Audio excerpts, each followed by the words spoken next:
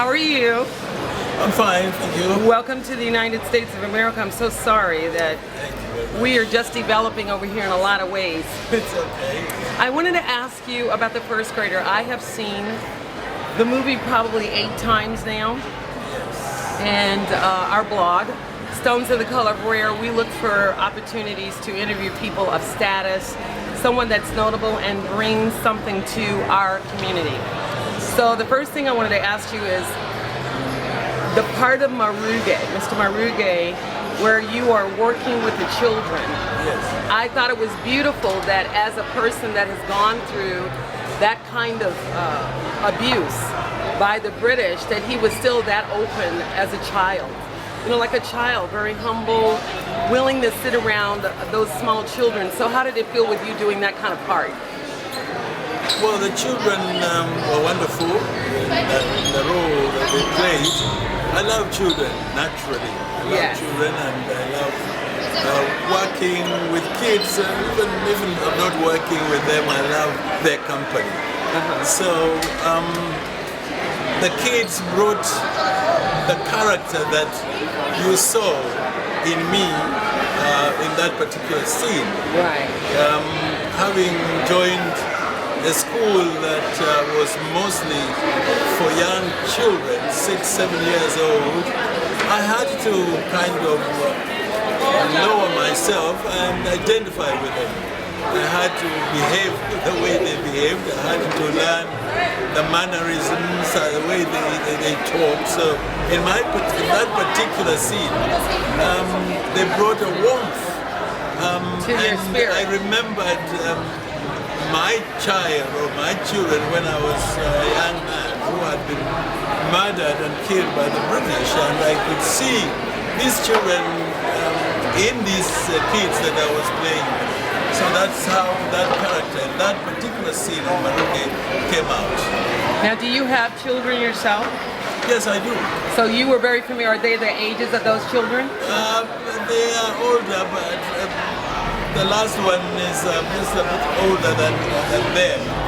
But I have had children, I have seen them grow, and I have walked with them. So the kids that I played with sort of were identical to my own children as they grew up, and that's how I did.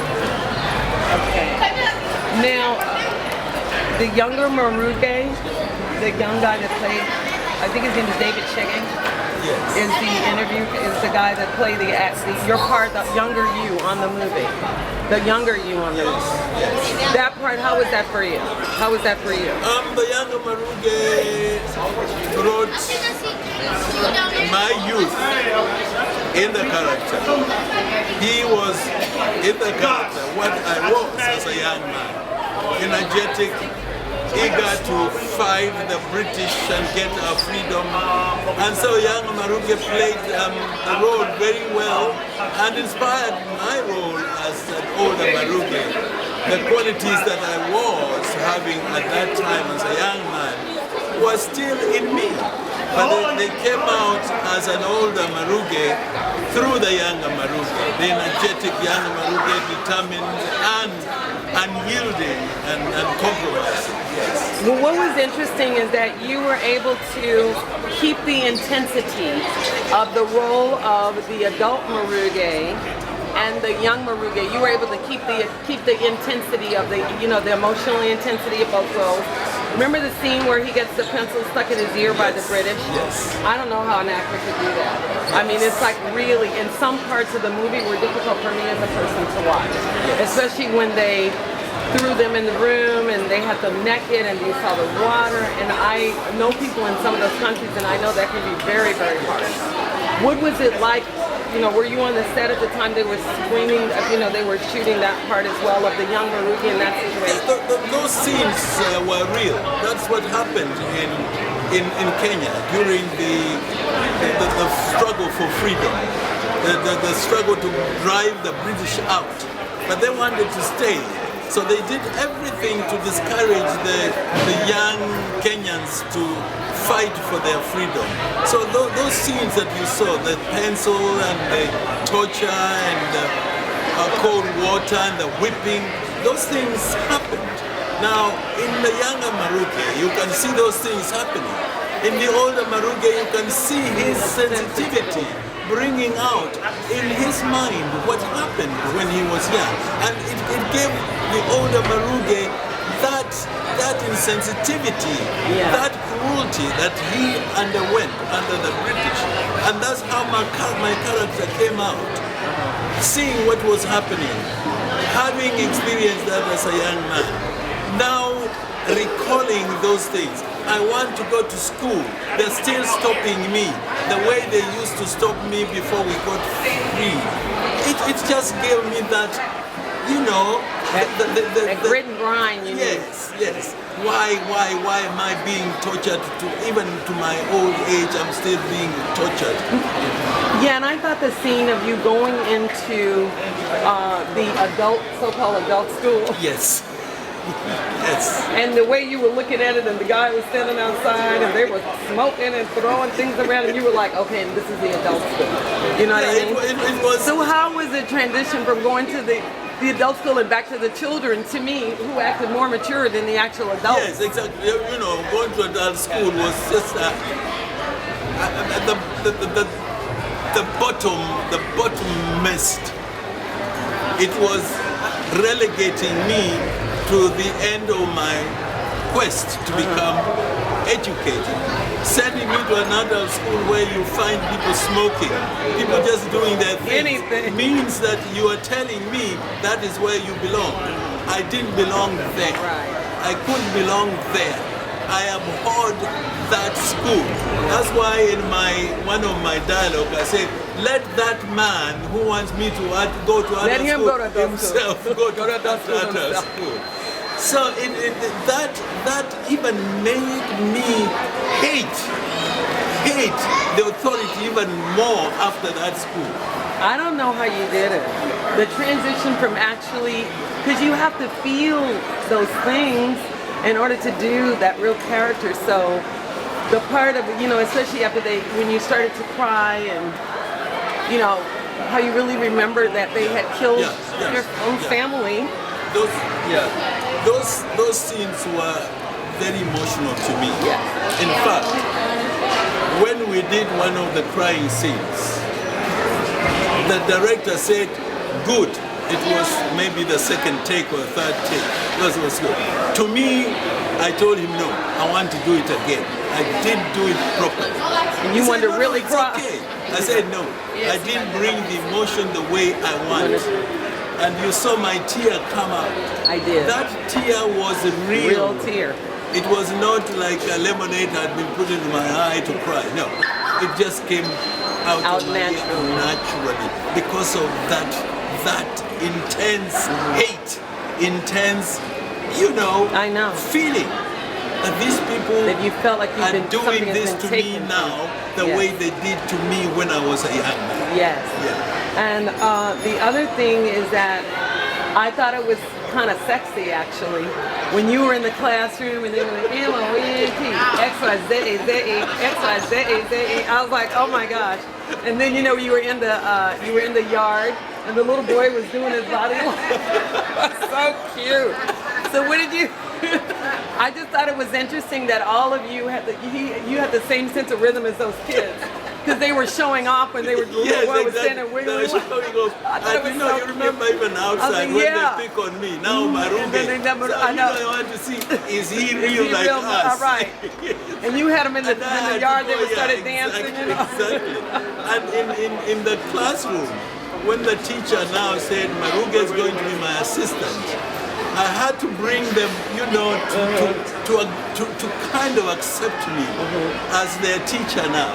So I had to play the game of love me and I love you and you like me and I like you and let us make this thing again. And which I enjoyed. It was really, I thought it was the cutest thing, that their sense of rhythm. And you're able to fit right in. I'm like, now he's supposed to be 80-something years old. And he up here partying like the I thought it was really cute. The other thing I wanted to ask you, just because I know someone else is waiting to talk to you, is I want to ask you, what are your thoughts about adult schools versus primary schools as it stands in modern day Kenya? What is the difference? Is there a huge difference? Are there funds or something metered out to children's schools that there aren't to adult schools? Adult schools are usually joined in. Adult grown-ups go to school for adults after they have reached a certain age. Maybe they missed to go to primary schools or junior schools or lower high schools. And when they realize they need an education, the government has set up institutions or schools for adults only. And they can only attend after a certain time when they have been working on their farms or when they have been working in their homes. Then they can go to the adult school from like 2 o'clock in the afternoon or 4 o'clock in the afternoon. They can be there until about 7 o'clock. Now the kids of the age of the kids who are playing these parts in my film, they go to school when they are at the age of 6. Okay. That's when they start first grade, at the age of 6. Then they continue until they're about 14 years. That's when they leave that grade school, and now they join high school. So there are two different stages of schools for adults and for the younger people. Now, Maruge's story has inspired so many adults, and today so many older people are going to school. Don't you love that? It has become an inspiration to them. He has inspired those who had even feared to go to school because of their ages.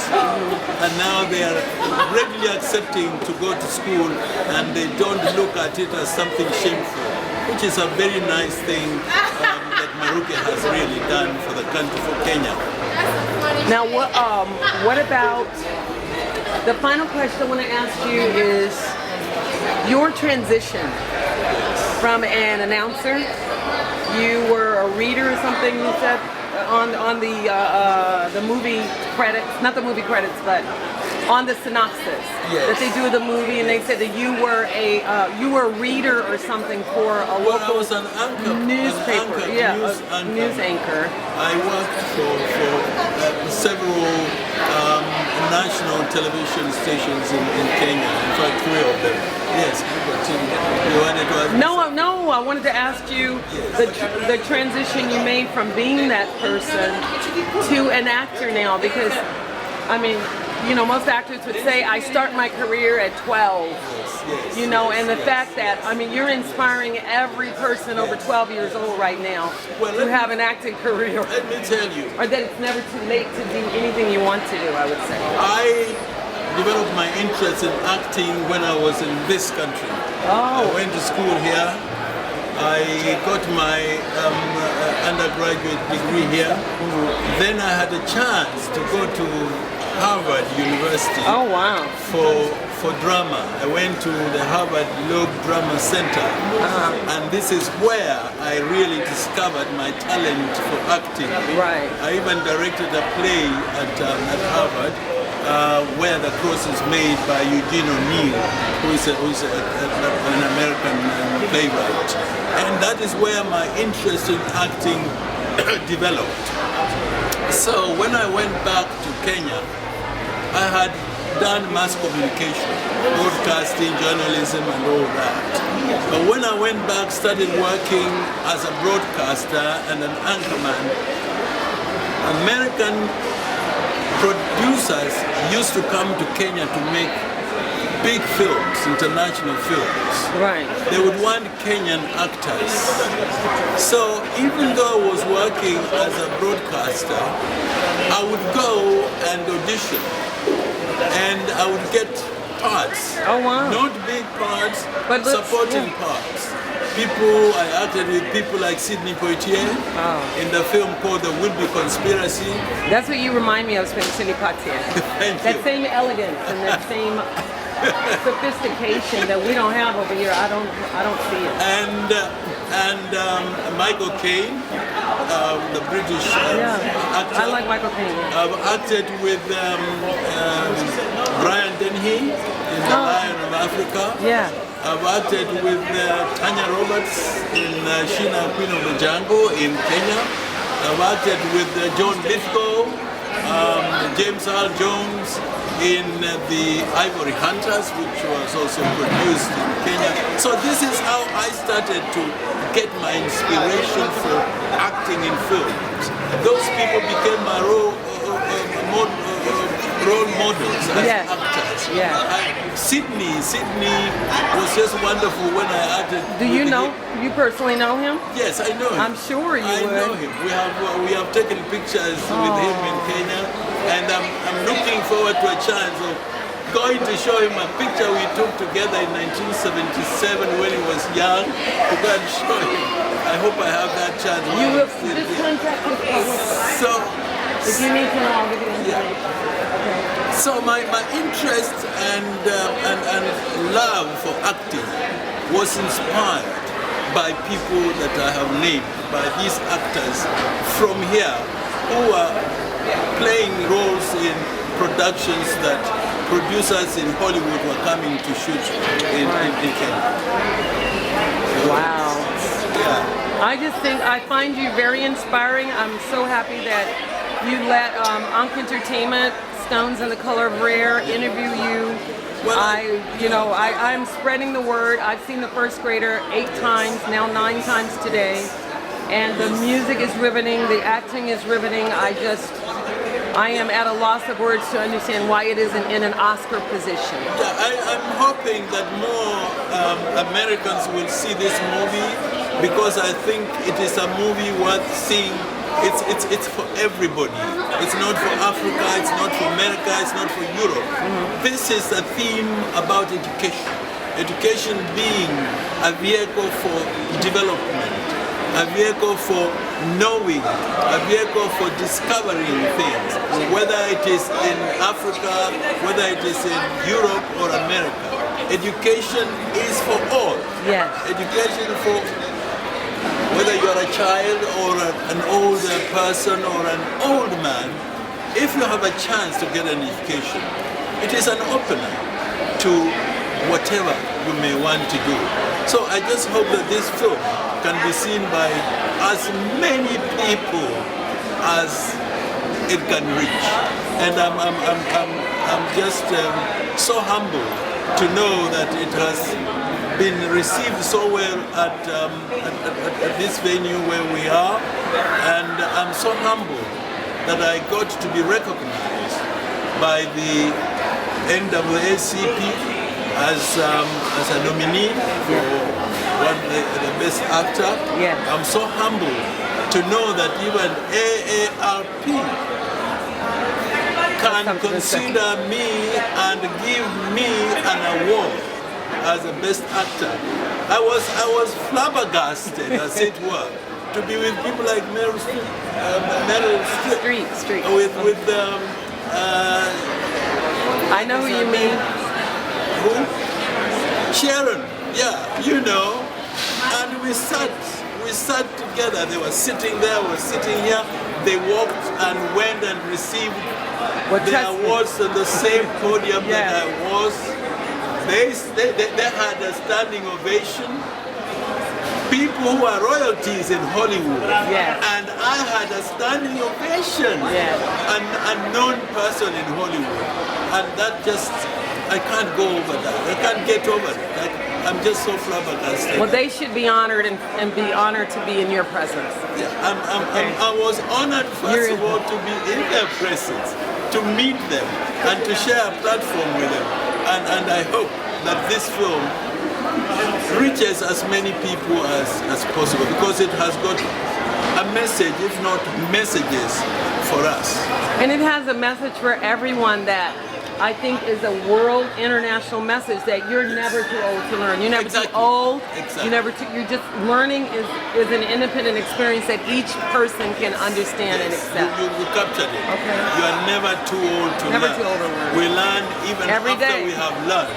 We learn even with our 10 PhDs. We are still learning. That's right. We're still learning. Life is a learning experience. It is. So you're never too old to learn. Well, it has been my honor and my pleasure, and thank you for doing an interview for Ankh Entertainment Production and Stones in The Color of Rare.